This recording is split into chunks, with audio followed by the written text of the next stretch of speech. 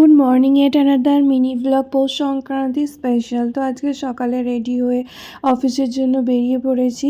তো তার কারণ পৌষ সংক্রান্তিতে তো ছুটি জেনারেলি থাকেই না, আর আমারও ছুটি ছিল না। তো অফিসে গিয়ে কাজ করছিলাম। তারপর আমার একজন কলিগ ফ্রেন্ড যে অলিভিয়া ওই চকলেটটা গিফট করেছিল, হোয়াইট চকলেট।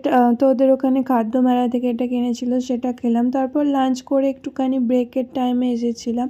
তারপর বিকালবেলা এখানে একটু চা খাচ্ছিলাম আর তারপর আবার আমার বাকি কাজ সমস্ত কমপ্লিট করে এখানে ট্রেনে করে বাড়ি ফিরছিলাম। সেদিন খুব ঠান্ডা পড়েছিল, তাই এখানে টুপিটা পরে নিয়েছি হুডির।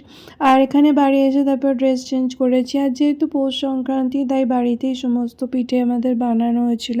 আমাদের 3 দিন বানানো হয় পৌষ সংক্রান্তি স্পেশাল। এরকম ভাপা পিঠে বানানো হয়, তারপরে পাটিসাপটাও বানানো হয়, নারকেলের পিঠে, আর বানানো হয় দুধ পুলিও।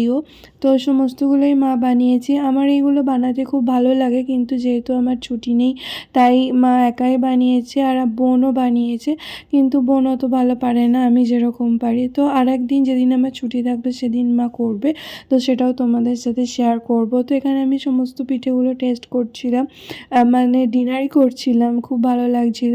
তো তোমরা কী কী পৌষ সংক্রান্তিতে পিঠে খেয়েছো আমায় কমেন্টে অবশ্যই জানিও। তো আমি এগুলো খাচ্ছিলাম, খুবই ভালো লাগছিল।